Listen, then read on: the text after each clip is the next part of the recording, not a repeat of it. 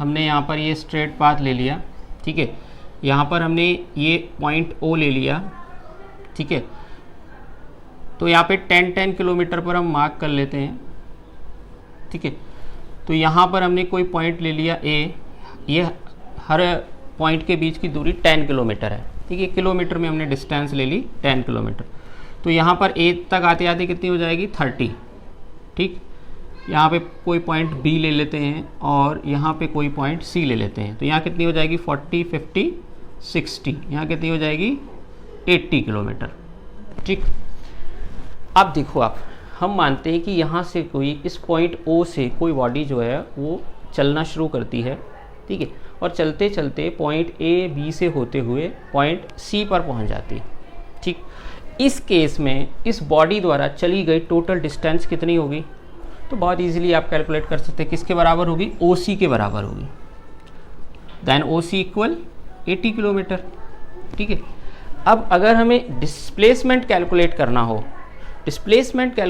हो, तो डिस्प्लेसमेंट भी क्या होगा? ओ सी के बराबर ही होगा, दैट इज ऑल्सो 80 किलोमीटर। तो देखिए, अगर कोई भी बॉडी एक स्ट्रेट पाथ पर मूव होती है, ठीक है, तब डिस्टेंस और डिस्प्लेसमेंट इक्वल होते हैं। मैं आपको अभी पूरा एक्सप्लेन करूंगा, डेफिनेशन में बताऊंगा कि क्या होता है डिस्टेंस और इन दोनों में अंतर क्या होता है, डिफरेंस क्या होता है, वो सारी चीज़ें हम क्लियर करेंगे। पहले इस एग्जांपल को आप पूरा समझें, ठीक है। अब मान लो कि ये बॉडी जो है वो ओ सी से रिटर्न बी पर आ जाती है। पहले ओ से सी जाती है, वो सी से रिटर्न कहाँ आ जाती है? बी पर आ जाती है। तो इस केस में इस बॉडी द्वारा चली गई टोटल डिस्टेंस कितनी होगी? O C plus B C, that is 80, और इसके बीच में कितना डिफरेंस है? 20। 80 प्लस 20 इक्वल 100 किलोमीटर।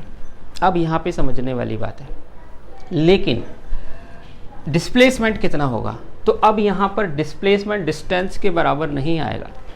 अब आप डिस्प्लेसमेंट कैसे कैलकुलेट करोगे? ओ और बी के बीच की डिस्टेंस जो होगी दैट इज डिस्प्लेसमेंट। डिस्प्लेस का मतलब होता है, डिस्प्लेसमेंट में वर्ड छुपा डिस्प्लेस। डिस्प्लेस का मतलब होता है हटना, यानी कोई बॉडी अपनी जो इनिशियल पोजीशन थी, इनिशियल पोजीशन मतलब जहाँ से कोई बॉडी चलना शुरू करती है, दैट इज इनिशियल पोजीशन। तो यहाँ से बॉडी ने चलना शुरू किया था, तो ये हो गई इसकी इनिशियल पोजीशन, ठीक है। अब वो कहाँ से घूम के आई डजेंट मैटर, फाइनली अभी कहाँ पर खड़ी हुई है, दैट इज फाइनल पोजीशन। तो अभी वो बॉडी कहाँ पर है? बी पर है, तो इसको क्या बोलेंगे हम? फाइनल पोजीशन बोलेंगे, ठीक। तो इनिशियल पोजीशन और फाइनल पोजीशन के बीच की शॉर्टेस्ट डिस्टेंस, शॉर्टेस्ट सबसे कम दूरी हमें मेजर करना है। If we measure shortest distance between initial and final position, that is equal to displacement, that is displacement, ठीक है। तो इनिशियल और फाइनल पोजीशन के बीच की शॉर्टेस्ट डिस्टेंस, तो अब शॉर्ट आपको कहाँ से पड़ेगा भाई? आप पहले ओ पे सी पर जाएं, ओ से सी पर जाएं, फिर बी पर आएँ, ऐसे शॉर्ट पड़ेगा, या डायरेक्ट ओ और बी के बीच की दूरी शॉर्ट है, तो that is short. That is why जो डिस्प्लेसमेंट है that is equal to O B, it is equal to 60 kilometre. अब इस केस में डिस्प्लेसमेंट कितना हो गया? 60 किलोमीटर, ठीक है। अब आपको समझ में भी आ गया होगा, तो हम डिफाइन भी कर लेते हैं, फिर अपन आगे चलते हैं। तो देखिए डिस्प्लेसमेंट क्या होता है, डिस्टेंस क्या होता है। तो यहाँ हम लिख लेते हैं that is distance, this is distance and this is displacement, ठीक है। हम लिखते हैं पहले, देखो थोड़ा लिखेंगे अच्छे से समझेंगे तो टाइम लगेगा, ठीक है, और वीडियो थोड़ा लंबा हो जाएगा। तो देखो डिस्टेंस, डिस्प्लेसमेंट को हम लिखते हैं। डिस्टेंस की डेफिनेशन क्या होगी? The total length of path covered by any object और एनी बॉडी लिख लेते हैं, ठीक है। किसी भी ऑब्जेक्ट द्वारा या बॉडी द्वारा कवर की गई टोटल लेंथ ऑफ पाथ, किसी भी पाथ पर वो चल रही है उस पथ की टोटल लेंथ, ठीक है। जैसे ये बॉडी पहले सी पर गई, बी पर आई, है ना, तो ये टोटल लेंथ इसने कितनी कवर की, that is equal to distance. लेकिन डिस्प्लेसमेंट क्या होता है? The shortest distance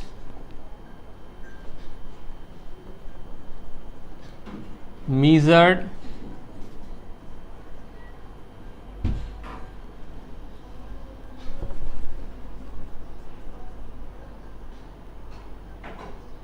the the shortest distance measured between initial and final position of the object. ठीक है, किसी भी ऑब्जेक्ट की इनिशियल और फाइनल पोजीशन के बीच की जो शॉर्टेस्ट डिस्टेंस हम मेजर करते हैं दैट इज डिस्प्लेसमेंट। और इसको क्लेरिफाई करते हैं। अब मान के चलो कि आप चलते चलते बी से वापस कहाँ आ जाते हैं, मान लो ए पॉइंट पर आ जाते हैं, तो इस केस में आपके द्वारा टोटल चलेगी डिस्टेंस किसके बराबर होगी, ओ सी प्लस सी ए के बराबर। ठीक है, तो ओ सी तो अपन जानते हैं कितना है 80, सी ए कितना है तो कैलकुलेट कर लो 10, 20, 30, 40, 50। तो टोटल डिस्टेंस कितनी चल रही है आपने 130 किलोमीटर। अब डिस्प्लेसमेंट कितना होगा, तो डिस्प्लेसमेंट आप देखो, आप यहाँ पर हैं तो शॉर्टेस्ट डिस्टेंस कैसे पड़ेगी आपकी ओ ए, तो ओ से ए की दूरी कितनी है 30, तो डिस्प्लेसमेंट कितना हो गया 30 किलोमीटर। अब ये ऑब्जेक्ट जो है, ये ऑब्जेक्ट ओ से चलता चलता वापस ए से चलता चलता रिटर्न ओ पर ही आ जाता है। यानी ओ से कोई बॉडी अगर चलना शुरू करती है, सी से जाकर वापस अगर ओ पर आ जाती है, ठीक है, तो उस केस में इसके द्वारा चला गया टोटल डिस्टेंस कितनी होगी, तो ओ सी का डबल यानी 82 जा 160 किलोमीटर। लेकिन डिस्प्लेसमेंट कितना होगा, तो देखिए अगर इनिशियल पोजीशन से कोई बॉडी चलती है और जिस पोजीशन से कोई बॉडी चलती है अगर उसी पोजीशन पर रिटर्न आ जाती है तो डिस्प्लेसमेंट हमेशा 0 होता है। ठीक है, तो ये यहीं पर आ गई, इसका मतलब यहाँ पर डिस्प्लेसमेंट कितना हो जाएगा 0 किलोमीटर हो जाएगा। क्लियर? ठीक है, अब एक चीज़ और समझते हैं हम। अब मान लो अगर हम यहाँ पे एक पॉइंट और ले लें डी, और इसके बीच की दूरी हम मान लें 10 किलोमीटर है। ठीक, तो इस केस में अगर ये बॉडी ओ से चल गई है डी पर, तो उस केस में चलेगी डिस्टेंस कितनी होगी, तो 10 किलोमीटर और बढ़ जाएगा 170 किलोमीटर। लेकिन डिस्प्लेसमेंट कितना होगा, तो देखो यहाँ पर यहाँ तक डिस्प्लेसमेंट हो चुका है 0। अब यहाँ से इसकी बदल चुकी है डायरेक्शन। ठीक है, डायरेक्शन बदल गई तो डिस्प्लेसमेंट चेंज हो जाएगा। अब ये अपोजिट डायरेक्शन में डिस्प्लेस हो रही है बॉडी, इसलिए अब डिस्प्लेसमेंट नेगेटिव आएगा। और नेगेटिव में कितना आएगा, कितना चली बॉडी 10 किलोमीटर, तो डिस्प्लेसमेंट हो जाएगा -10 किलोमीटर। ठीक है, तो यानी कि जो डिस्टेंस होती है इसके ऊपर डायरेक्शन का कोई इफ़ेक्ट नहीं पड़ता है, लेकिन डिस्प्लेसमेंट के ऊपर डायरेक्शन का इफेक्ट पड़ता है। डायरेक्शन बदलने से डिस्प्लेसमेंट भी बदल जाता है। तो हम कह सकते हैं कि डायरेक्शन और मैग्नीट्यूड के बेसिस पर हम फिज़िकल क्वांटिटीज को 2 टाइप में डिवाइड करते हैं। ठीक है, एक होती है स्केलर क्वांटिटी, एक होती है वेक्टर क्वांटिटी। तो ऐसी फिजिकल क्वांटिटीज़ जिनमें केवल मैग्नीट्यूड होता है, डायरेक्शन नहीं होती, उनको हम क्या बोलते हैं, स्केलर क्वांटिटी बोलते हैं। मैग्नीट्यूड का मतलब होता है न्यूमेरिकल वैल्यू। ठीक है, तो उसको हम लिख लेते हैं। ये जो होगी, जो डिस्टेंस होगी, ये एक स्केलर क्वांटिटी होगी। तो स्केलर क्वांटिटी क्या होती है, a physical quantity having its magnitude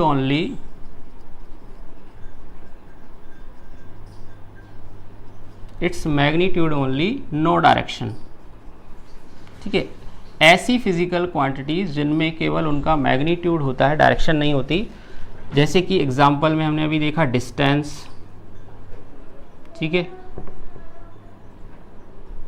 power, ठीक है, एटसेट्रा। अब इसके बाद आती है आपकी जो डिस्प्लेसमेंट है, ये कैसी क्वांटिटी है, ये वेक्टर क्वांटिटी है। ठीक है, तो वेक्टर क्वांटिटी किसको बोलेंगे हम, अ फिजिकल क्वांटिटी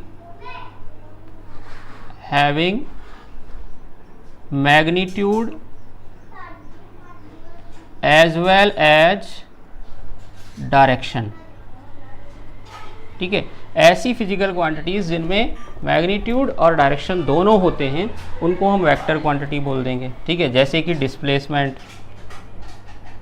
ठीक है, वेलोसिटी, एक्सेलरेशन, ठीक है, ये सब इसके एग्जाम्पल हो जाएंगे वेक्टर क्वांटिटी के।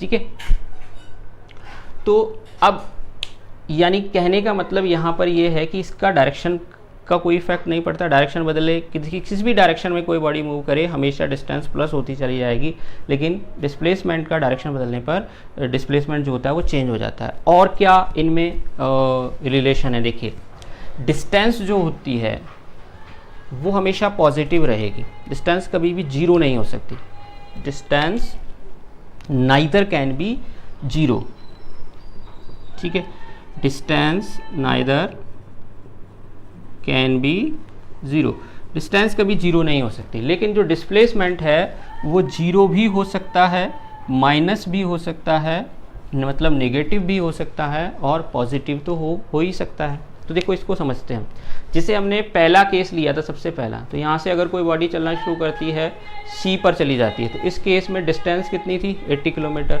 डिस्प्लेसमेंट भी कितना था 80 किलोमीटर, तो दोनों सेम हैं, ठीक है। अब देखो अगर हम सेकंड पोजीशन में ली थी कि अगर ये बॉडी रिटर्न आ जाती है सी से होकर बी पर, तो इस केस में डिस्टेंस कितनी थी 100 किलोमीटर, लेकिन डिस्प्लेसमेंट कितना था 60 किलोमीटर। यानी अब यहाँ पे क्या होता जा रहा है, डायरेक्शन बदल गई तो डिस्प्लेसमेंट क्या होता जा रहा है, कम होता जा रहा है, कम होता जा रहा है, और यहाँ पर आते आते क्या होगा जीरो, और इधर जाने पर डायरेक्शन बदल गई तो डिस्प्लेसमेंट क्या हो गया, नेगेटिव हो गया, ठीक है। तो देखिए मान लेते हैं हम ये पॉइंट कोई बॉडी है, ये पॉइंट ले लेते हैं हम ए पॉइंट से कोई बॉडी चलना स्टार्ट करती है और पॉइंट बी पर जाती है, ठीक, और ये पॉइंट कोई मान लेते हैं हम सी पर जाती है। मान लेते हैं ए और बी के बीच की दूरी 4 किलोमीटर है या 4 मीटर है, बी और सी के बीच की दूरी 3 मीटर है, ठीक है।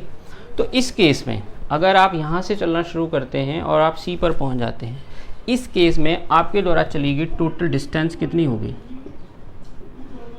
तो देखिए बहुत आसान है, टोटल डिस्टेंस कितनी होगी, A B plus B C के बराबर होगी। तो ए बी कितना है 4, बी सी कितना है 3, तो टोटल कितनी डिस्टेंस होगी आपके द्वारा चली गई 7 किलोमीटर। अच्छा, अगर हमें डिस्प्लेसमेंट कैलकुलेट करना हो तो डिस्प्लेसमेंट का क्या था कि शॉर्टेस्ट डिस्टेंस बिटवीन 2 पॉइंट, किन्हीं भी 2 पॉइंट के बीच की शॉर्टेस्ट डिस्टेंस। तो अब शॉर्ट कहाँ से पड़ेगा हमें, अगर हम इसको ऐसे मिला दें तो क्या हो गया, ये एक राइट एंगल ट्राइंगल हो गया, ठीक है, और ये क्या बन गई इसकी हाइपोटेनस, क्या बन गई हाइपोटेनस, ठीक है। अब आप ये जानते हैं पाइथागोरस थ्योरम से कैलकुलेट हो जाएगा, राइट एंगल ट्राइंगल में जानते हैं हाइपोटेनस का जो स्क्वायर होता है यानी ए सी स्क्वायर जो होगा वो किसके बराबर होगा, A B square plus B C square. यानी आप शॉर्टेस्ट डिस्टेंस मेजर करेंगे, तो शॉर्टेस्ट डिस्टेंस आप मेजर करेंगे तो ए सी स्क्वायर बराबर A B square, A B कितना है 4 का स्क्वायर, बी सी कितना है 3 का स्क्वायर, 4 का स्क्वायर 16, 3 का 9, कितना हो जाएगा 25, और 25 का स्क्वायर रूट जो होता है दैट इज़ 5। तो यानी कि आपके द्वारा चला गया टोटल डिस्प्लेसमेंट कितना होगा 5 मीटर होगा, ठीक है। एक और एग्जांपल से समझते हैं। अब हम एक सर्कुलर ट्रैक लेते हैं, ठीक है। अगर कोई भी ऑब्जेक्ट अगर एक सर्कुलर ट्रैक पर मूव करता है तो उस केस में डिस्प्लेसमेंट कैसे कैलकुलेट करेंगे हम। तो मान लेते हैं ये कोई पॉइंट ए है और कोई बॉडी पॉइंट ए से चलना स्टार्ट करती है और पॉइंट बी तक चलती है, ठीक है। और ये जो सर्कुलर ट्रैक है इसकी रेडियस हम मान लेते हैं 40 मीटर है, ठीक है। तो इस केस में चला गया, अगर हमें कैलकुलेट करना हो, डिस्टेंस कैलकुलेट करना हो, डिस्प्लेसमेंट कैलकुलेट करना हो, दोनों कैलकुलेट करना हो तो कैसे होगा, देखो बहुत इजी है। तो हम जानते हैं कि अगर किसी भी सर्कल इसके चारों ओर अगर चलेगा कोई ऑब्जेक्ट तो किसके बराबर चलेगा, इसकी सरकमफेरेंस के बराबर चलेगा, ठीक है। तो सर्कल की सरकमफेरेंस का फॉर्मूला क्या होता है, सरकमफेरेंस ऑफ सर्कल इक्वल क्या होता है 2 पाई आर, ठीक है। चूँकि ये यहाँ से चलकर यहाँ आ रहा है तो यानी कि ये हाफ सर्कल ही कवर कर रहा है, तो हाफ सर्कल कर रहा है तो 2 से डिवाइड दे देंगे हम, तो ओनली क्या रह जाएगा पाई आर रह जाएगा। तो पाई की वैल्यू 22/7, आर कितना है 14, इससे काट देंगे तो यानी इसके द्वारा जो टोटल चली गई डिस्टेंस है दैट इज़ 44 मीटर। अच्छा, अब डिस्प्लेसमेंट कितना होगा, तो डिस्प्लेसमेंट के लिए तो बहुत ईजी है निकालना, the shortest distance between initial and final position. तो इस ऑब्जेक्ट की इनिशियल पोजीशन क्या है ए, फाइनल पोजीशन क्या है बी, तो शॉर्ट कहाँ से पड़ेगा, इधर से पड़ेगा। तो ये डिस्प्लेसमेंट किसके बराबर होगा, इस सर्कल के डायामीटर के बराबर होगा, और रेडियस 14 है तो डायामीटर कितना हो जाएगा 28 मीटर। तो इसके द्वारा चला गया डिस्प्लेसमेंट कितना होगा 28 मीटर होगा। ठीक है, अब आपके लिए क्वेश्चन है कि अगर कोई ऑब्जेक्ट इस सर्कुलर ट्रैक के 2.5 राउंड लगाता है, ठीक है, कितने राउंड लगाता है? 2.5 राउंड लगाता है, तो उस केस में चली गई डिस्टेंस और डिस्प्लेसमेंट दोनों आपको कैलकुलेट करना है, पहली चीज़। ठीक है, इसी में एक और क्वेश्चन है कि अगर कोई ऑब्जेक्ट एक राउंड कंप्लीट करता है, एक राउंड कंप्लीट करता है, तो उसके द्वारा चली गई डिस्टेंस और डिस्प्लेसमेंट कितनी होगी? क्वेश्चन समझ में आ गया आपको? पहला है कि अगर कोई ऑब्जेक्ट इस सर्कुलर ट्रैक के 2.5 राउंड कवर करता है, तो उसके द्वारा चली गई डिस्टेंस और डिस्प्लेसमेंट कैलकुलेट करना है। दूसरा है कि अगर एक ही राउंड कंप्लीट करता है, तो उसके द्वारा चली गई डिस्टेंस और डिस्प्लेसमेंट भी आपको कैलकुलेट करना है। ये सॉल्व करके आप इस वीडियो के कमेंट बॉक्स में मुझे कमेंट कर सकते हैं। उम्मीद है ये वीडियो आपको अच्छा लगा होगा। हम पूरा चैप्टर एक बार में पढ़ सकते हैं, लेकिन वीडियो बहुत ज़्यादा लंबे हो जाएंगे और इतने सारे वीडियोस, इतने लंबे वीडियोस को अपलोड करना आप जानते हैं मुश्किल होता है। तो हम पार्ट्स में थोड़ा थोड़ा इसको पढ़ते जाएंगे और इस पूरे चैप्टर की एक सीरीज़ चलेगी और ये पूरा जो है आप देखते जाएंगे। ठीक है, और हम पूरा बेसिक से लेकर के और अच्छे से इस चैप्टर को समझेंगे। तो आपको मेरे साथ जुड़े रहना पड़ेगा और आपको मुझे सपोर्ट भी करना पड़ेगा और मेरे वीडियो को लाइक करते रहें और अच्छे अच्छे कमेंट करते रहें और चैनल को सब्सक्राइब भी